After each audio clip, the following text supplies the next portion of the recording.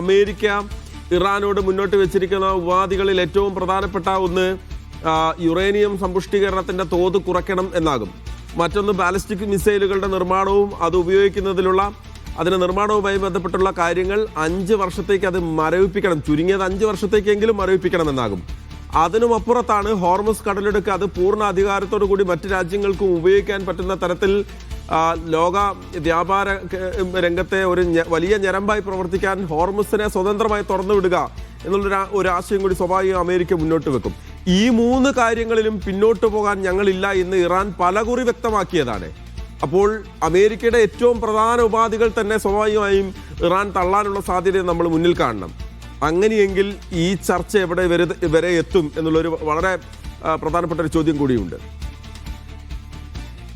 മഹേഷ്, അതാണ് ഈ ചർച്ചയിലെ ഏറ്റവും പ്രധാനപ്പെട്ട 3 ഘടകങ്ങളാണ് ഇപ്പോൾ മഹേഷ് സൂചിപ്പിച്ചിരിക്കുന്നത്. ഒന്ന്, യുറേനിയം സമ്പുഷ്ടീകരണം, അതിന്റെ തോത് കുറയ്ക്കണമെന്ന് മാത്രമല്ല അത് പിന്നെ പൂർണ്ണമായി തന്നെ മരവിപ്പിക്കണം എന്നൊരു നിർദ്ദേശമാണ് ഇസ്രായേലിന് വേണ്ടി അമേരിക്കയും ഇപ്പോൾ ആ ഒരു നിലപാടിൽ തന്നെ ഉറച്ചു നിൽക്കുകയാണ്. കാരണം ആണവായുധം സ്വന്തമാക്കാത്ത ഒരു ഇറാൻ എന്നത് തന്നെയാണ് അമേരിക്ക ലക്ഷ്യമിടുന്നത്. അതിനിപ്പോൾ ഈ സമ്പുഷ്ടീകരിച്ച യുറേനിയം പോലും ഒരു 3ാം രാജ്യത്തിന് കൈമാറണം എന്നതുൾപ്പെടെയുള്ള ആവശ്യങ്ങൾ അമേരിക്ക മുന്നോട്ട് വെച്ചിട്ടുണ്ട്.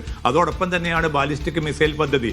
അത് പിന്നെ നിശ്ചിത കാലത്തേക്ക് അതിന് മൊറട്ടോറിയം പ്രഖ്യാപിക്കണം, ഒരർത്ഥത്തിലുള്ള പുതിയ മിസൈൽ പരീക്ഷണവും ഇറാൻ നടത്തരുത് എന്നതുൾപ്പെടെയുള്ള നിബന്ധനകളാണ് അമേരിക്കയും ഇസ്രായേലും മുന്നോട്ട് വെക്കുന്നത്.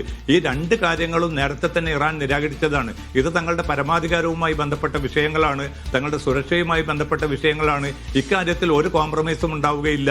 അതേസമയം ആണവായുധം സ്വന്തമാക്കുക എന്നത് രാജ്യത്തിന് നിഷിദ്ധമാണ് എന്ന് ആയത്തുല്ല പോലും നേരത്തെ വ്യക്തമാക്കി പോയതാണ്. അതുകൊണ്ട് ആ ഒരു പിന്നെ സിദ്ധാന്തം നിലനിൽക്കുന്നത് കൊണ്ട് തന്നെ ഒരു നിലക്കും തങ്ങൾ ആണവായുധം സ്വന്തമാക്കില്ല എന്ന് ഇറാൻ ആണയിടുന്നുണ്ട്. പക്ഷെ ഇത് അംഗീകരിക്കാൻ ഇറാനോ അമേരിക്കയോ ഇസ്രായേലോ തയ്യാറല്ല.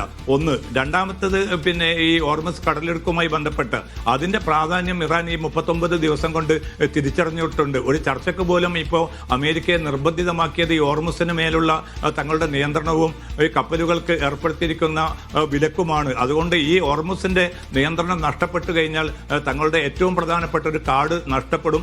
അതിന് പിന്നെ തൽക്കാലം ഒരുങ്ങേണ്ടതില്ല എന്നൊരു നിലപാടിൽ തന്നെ ഇറാൻ ഉറച്ചു നിൽക്കുകയാണ്. മാത്രമല്ല അവിടെ ചുങ്കം ഏർപ്പെടുത്താനുള്ള നീക്കവുമായിട്ട് ഇറാൻ മുന്നോട്ട് പോവുകയാണ്. ഇപ്പൊ ഇന്ന് 2-3 കപ്പലുകൾ കൂടി ഹോർമുസിലൂടെ കടന്നു പോയതായിട്ടുള്ള റിപ്പോർട്ടുകൾ വരുന്നുണ്ട്. അത് പൂർണ്ണമായിട്ടുള്ള ഇറാന്റെ അനുമതിയോടുകൂടി മാത്രമാണ് ആ കപ്പൽ കടന്നുപോയിരിക്കുന്നത്. പക്ഷേ ഇന്നിപ്പോൾ ഏറ്റവും പ്രധാനപ്പെട്ട അമേരിക്ക ആഗ്രഹിക്കുന്നത് ഹോർമുസ് 2 ആഴ്ചക്കാലത്തേക്കെങ്കിലും പൂർണ്ണമായിട്ടും സ്വതന്ത്രമായിട്ട് തുറന്നു കൊടുക്കുന്ന ഒരു തീരുമാനം ഇറാൻ അംഗീകരിക്കുകയാണെങ്കിൽ തൽക്കാലം അത് മുൻനിർത്തിക്കൊണ്ട് യുദ്ധത്തിൽ നിന്നൊരു മാന്യമായിട്ടുള്ള പിന്മാറ്റം ട്രംപ് ആഗ്രഹിക്കുന്നുണ്ട്. മധ്യസ്ഥ രാജ്യങ്ങളെ അക്കാര്യം ട്രംപ് അറിയിക്കുകയും ചെയ്തിട്ടുണ്ട്. പക്ഷേ ഇറാൻ അതിന് വഴങ്ങിയിട്ടില്ല എങ്കിൽ തീർച്ചയായിട്ടും നാം പേടിച്ചതുപോലെ കൂടുതൽ ആശങ്കാജനകമായ ഒരു അവസ്ഥയിലേക്കായിരിക്കും കാര്യങ്ങൾ നീങ്ങുന്നത്.